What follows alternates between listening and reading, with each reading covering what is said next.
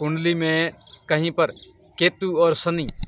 ये कहीं पर भी साथ में बैठते हैं तो भी व्यक्ति का वैरागी योग जागृत करते हैं। व्यक्ति कम उम्र के अंदर, बाल अवस्था के अंदर व्यक्ति सन्यासी बनने की जो उसके अंदर ऐसी प्रवृत्ति बनती है, उसका ऐसा माइंड, उसके माइंड सेट हो जाता है, विचार ऐसे उसके अध्यात्मक वैरागी की ओर बढ़ जाते हैं। जो वहाँ पर शनि उसे संघर्ष करवाता है, शनि हर प्रकार की जिज्ञासा को, संवेदना को प्रकट करता है। फिर शनि उसके साथ में,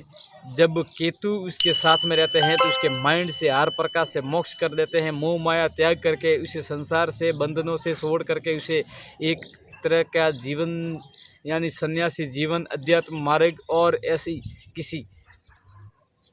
आदर्शी मार्ग को अपना लेता है, जिसके कारण व्यक्ति बहुत ही आगे चला जाता है और उसे इस संसार के बंधन से कोई मोह नहीं होता है। जन्म कुंडली के 8वें स्थान पर यही स्थिति बनती है अगर किसी व्यक्ति की, तो व्यक्ति कहीं अघोर बनेगा, तांत्रिक बनेगा, या कहीं ऐसी अध्यात्मक के अंदर उसकी ऐसी रुचि होगी जो असंभव को संभव करने की शक्ति, जो शोधकर्ता जिसे माना गया है, जिसे आधुनिक भाषा के अंदर वैज्ञानिक किसी बात को खोज करना या किसी धरातल पर किसी ऐसी आदर्शी वस्तु की खोज करना, छानबीन करना, उसे कहते हैं वैज्ञानिक। तो ये भी एक आध्यात्मिक मार्ग होता है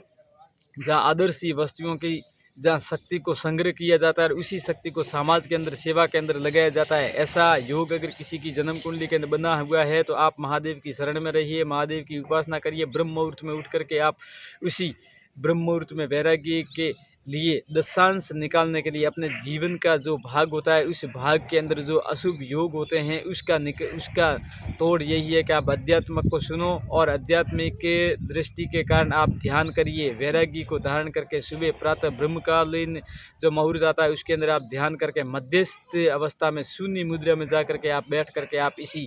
योग का आप भोग कर सकते हैं और ग्रस्त भी बचा सकते हैं।